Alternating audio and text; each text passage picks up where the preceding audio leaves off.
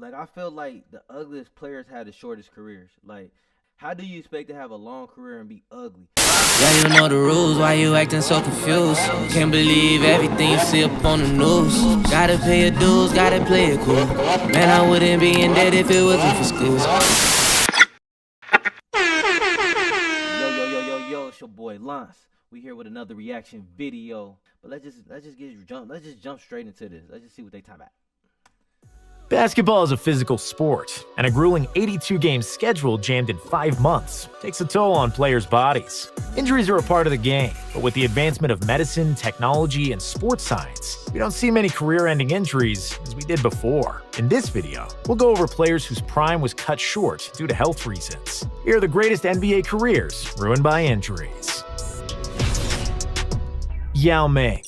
From the moment he came to the NBA League, Yao was its most famous player. In terms of quantity of fame, First of all, y'all don't know nothing about Yao Ming. Yao Ming was that guy.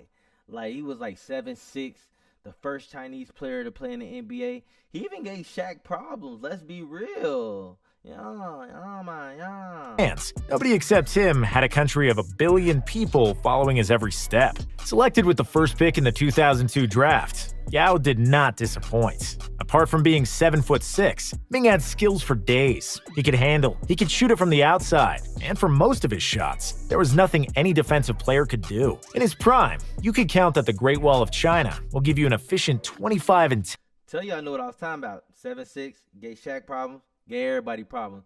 But I ain't gonna lie to you. Kobe did dunk on my man, so we ain't gonna act like Kobe didn't dunk on him.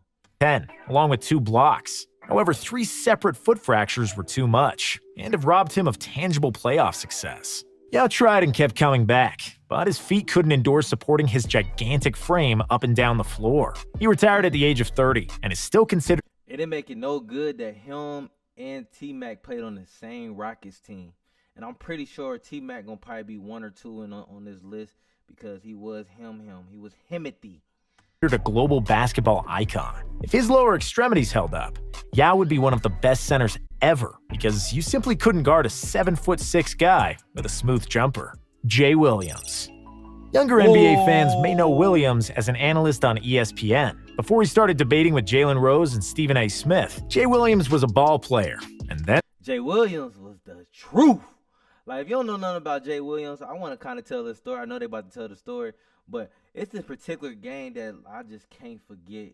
I think they was playing Maryland Tar Heels back in college, and he was the first person to ever give me hope that if your team is down 4 points, y'all can still win or tie the game on the last possession. Like he shot a 3 and got fouled and won. But think about Jay Will, one of his like I don't want to say vice. I can't think of the word right now. But one of his bad things about himself is that he sucked at shooting free throws. He was an animal. Just couldn't shoot free throws. Like worth nothing.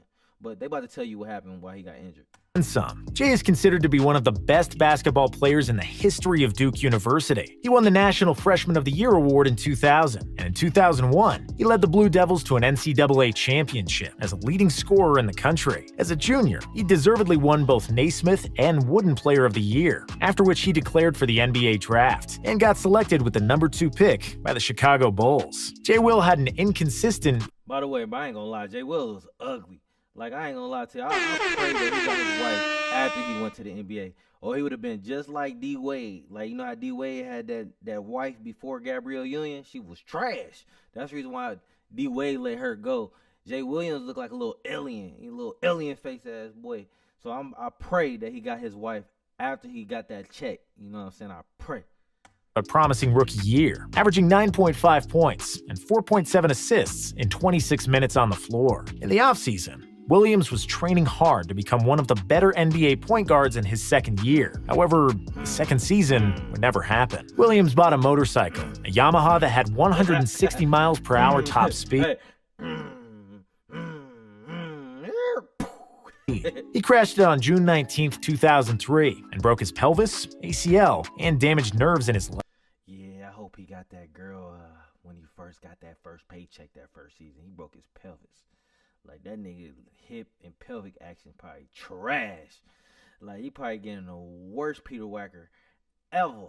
Like, my man got I would chill on my guy. His basketball career was over after that, and he will forever remain one of the biggest what could have been stories. Grant Hill. Another Dookie, Grant Hill won 2 NCAA championships with the Blue Devils in 91 and 92. He was selected 3rd overall in the 1994 draft, and his dominance translated from college game to the NBA. He won co-rookie of the year with Jason Kidd, averaging 19.9 points, 6.4 rebounds, and 5 assists per game, and even made the All-Star team as a rookie. Even though he wasn't much of an outside shooter, nobody was stopping Hill from getting to the rim. He was also a phenomenal playmaker, and until he got injured, he averaged Pippen-like numbers of 22 points, 8 I don't know if y'all ever heard Gilbert Arenas talk about him, man. He was a hybrid.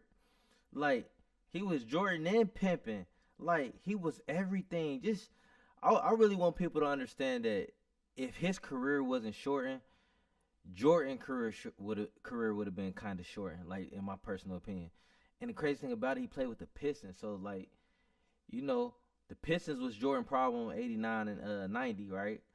And then when you look at Grant Hill, who popped up out of nowhere. Well, not out of nowhere. We seen him with Duke if you was, you know, at that time.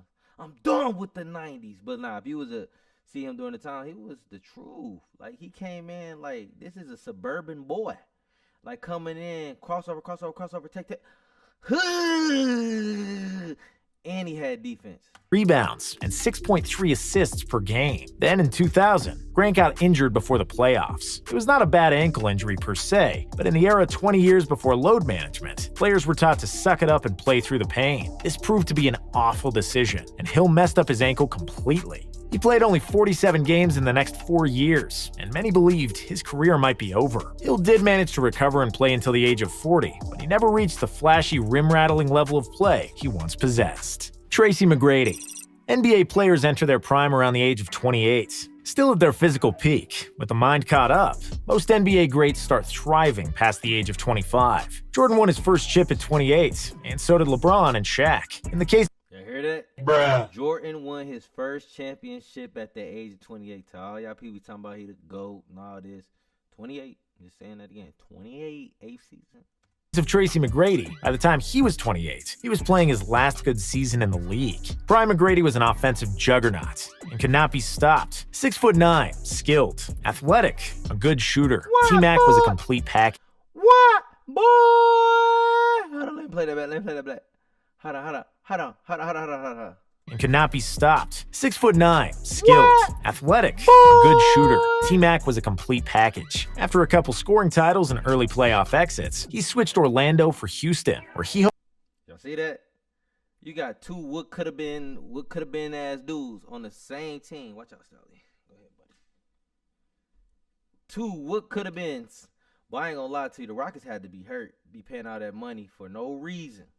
Hoped to win a championship alongside Yao Ming. Unfortunately, that's when the knee and back problems started. When the playoffs came, it was either Yao or McGrady on the injured list, and his title dreams seemed very distant. After the age of 28, T-Mac was a shell of his former 8-time All-Star self. There were no more off-the-backboard dunks or athletic jumpers that no defender could guard. He averaged only 8 points per game. People don't know this, though. He almost won a championship. So that year, when he played with the Spurs, a lot of people don't know that, but he played with the Spurs the year when Ray Allen hit the famous shot with the Heat. Like when they was coming out with the, celebration for the Spurs. That was, T-Mac was happy at that moment. He almost had his first ring, but he lost.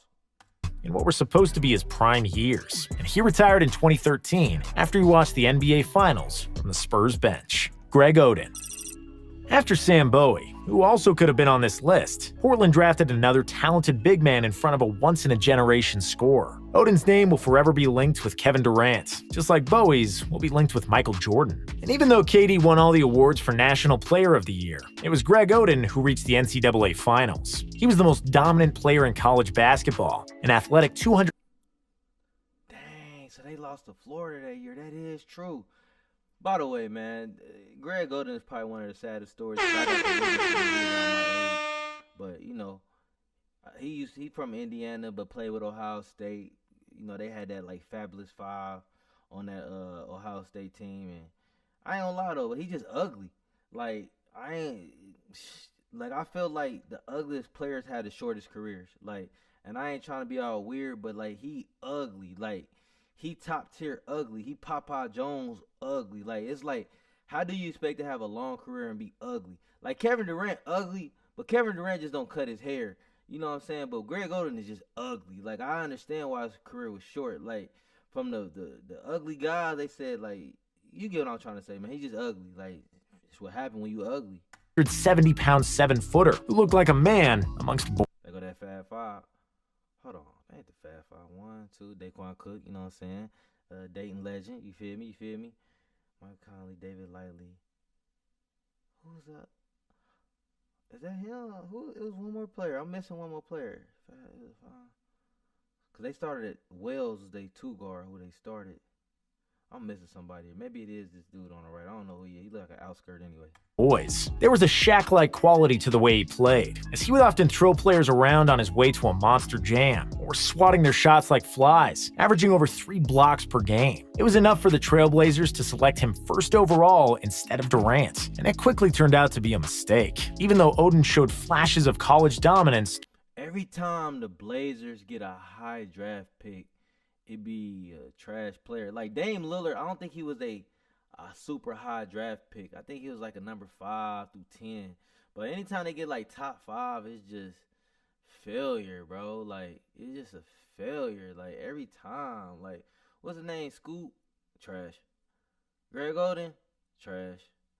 Like when Brandon Roy gonna come up? I know he gonna come up during his rookie year. However, after playing only, but he wasn't trash though. Brandon Roy wasn't trash though. Only 21 games. This man is a really woulda, coulda, would he would have been like, we don't even know like at least T-Mac had about like 6-7 seasons where he was just balling, leading the NBA in scoring. So I don't know how he not at the top of the list.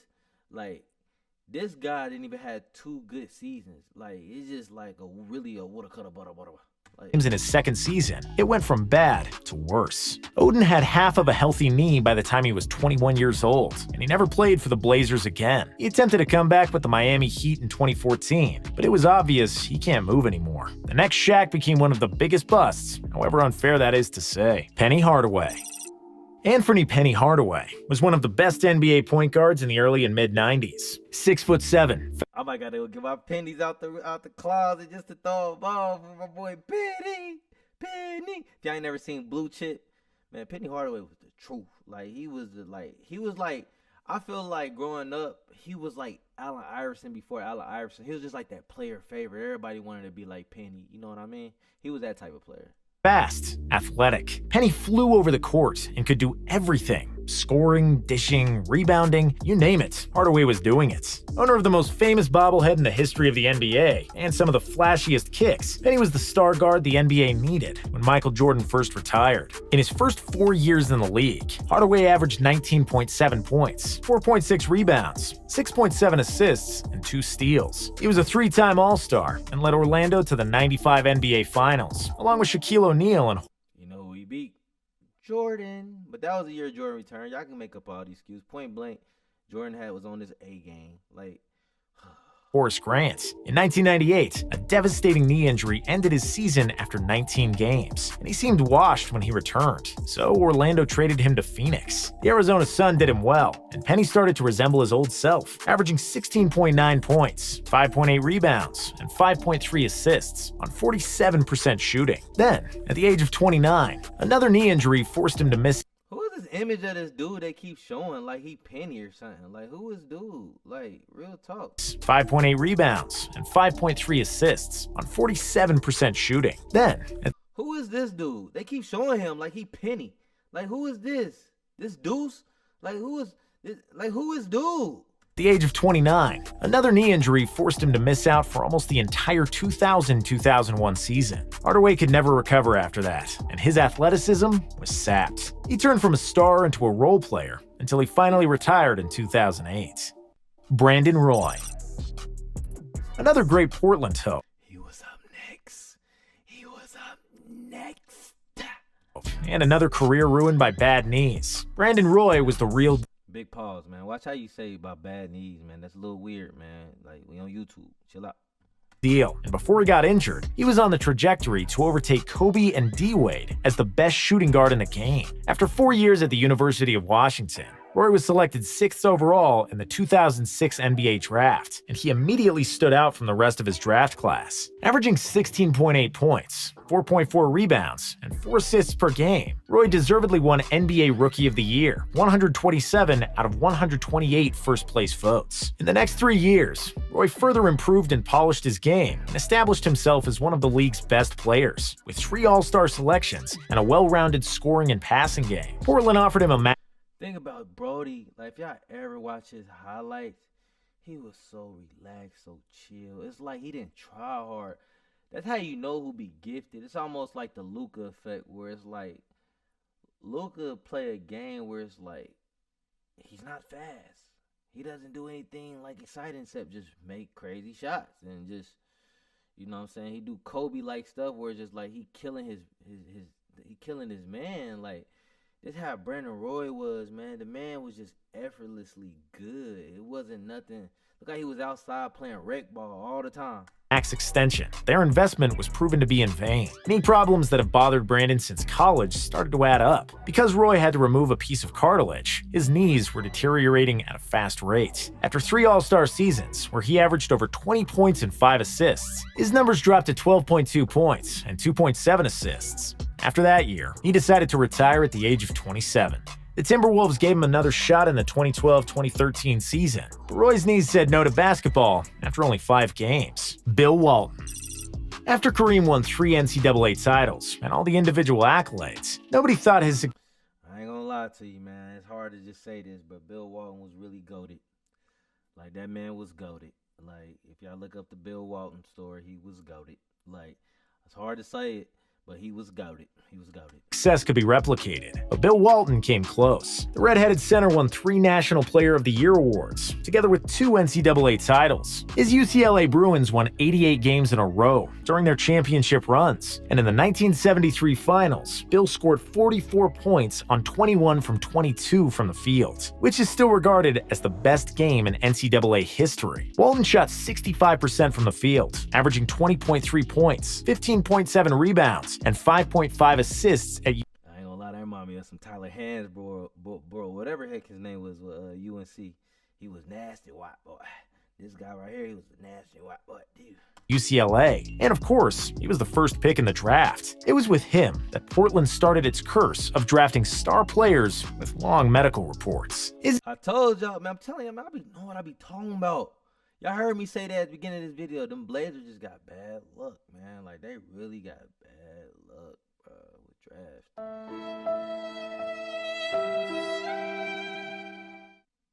Anyways. Injuries started in his final year of college, and in his first 2 NBA seasons, they were just piling on. Walton began to have chronic feet issues, together with multiple mislocated toes, fingers, and broken wrists. Then, when he was finally healthy enough, I ain't gonna lie, like, when you look at that last clip, he should have been smoking joints. Like, it ain't no way that he got this hippie look and going through these pains. He should have been smoking reefer. Like, he should have been flying to Vietnam, all that, and smoking reefer.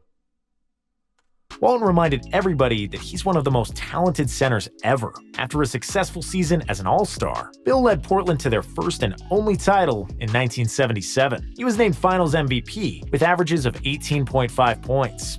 Goated. Give him some credit.